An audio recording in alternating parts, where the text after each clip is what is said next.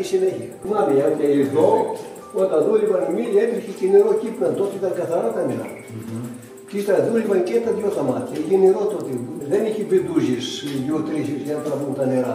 Και είχε νερά και δούλευαν και τα δυο τα μάτια. Τούτο εδώ είναι η πέτρα που μηχανή που τέτοιο, έχει κανάλι από κάτω για να βγαίνει το νεκρίο του αλεύρι.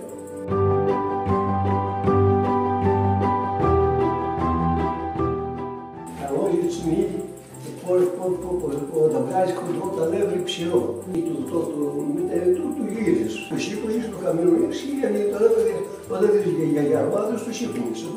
Εδώ είχε βίγκλα, μπορούσαν και κοίταζαν πόξο ένας φόρτο το λούσε εχθρός, γιατί τώρα είναι κατά τέτοιον τρόπο, από εδώ τον βλέπει. Ο Μελονάς είχε εκτουτότε εδώ έμεινε και καθόταν κοιμόταν κιόλα εδώ. Όπως είναι το τζακάκι εδώ, ωραία είναι, δεν έχει μόνο από την τρύπα. Ο πατέρα του τον πήρε το μήλο και δεν ξέρει ύστερα.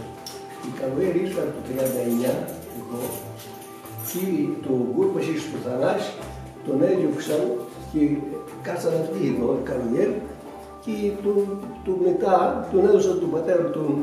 Είχε ένα από εδώ, ήταν αντιπρόσωπος του μοναστήρι και έδειξε του πατέρα μου υπόδειξη για τέχνη του.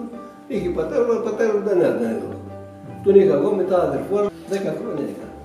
Από το 50 μέχρι περίπου το 60 ήμουν εδώ. Τον αρχαιολόγο τον έφερα εδώ το 87-88 και όταν το είδε εδώ πρέπει να φύγουμε και δεν έφευγαν.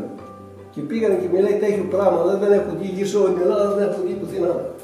Τέτοιον μήλο. Με δυο μάτια, αλλά και τέτοιο. Ο Θανάσης ο Κούρπασης κοίτα και πρέπει να τον είχα βάλει στο μήλο μπροστά, πρέπει να ήταν πρόσφυγας.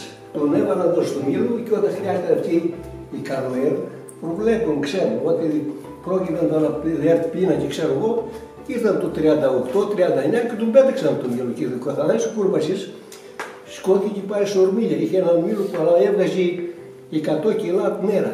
Και τούτο έβγαζε 1500 κιλά. Εδώ είχαν τη μηχανή που άλυφαν τα στιάρια. Εδώ το είδαν, είχε χουνί.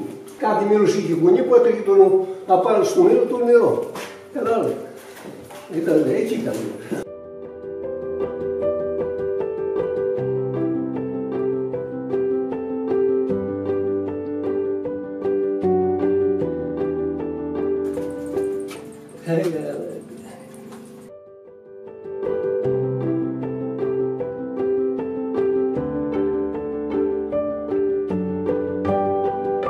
Κάπου εδώ μέσα το νερό έχει φτάσει. Παλιά. Και εδώ μέσα είχε μηχανή. Που άρεσαν τα στιάρια και είχε το γούνι που κάτω και είπα πάνω στα μάτια του μήλου. Τώρα από εδώ και πέρα ήταν τα μαγειρία, καμπινέδης, αυτά εστιατόρια από εδώ και πέρα.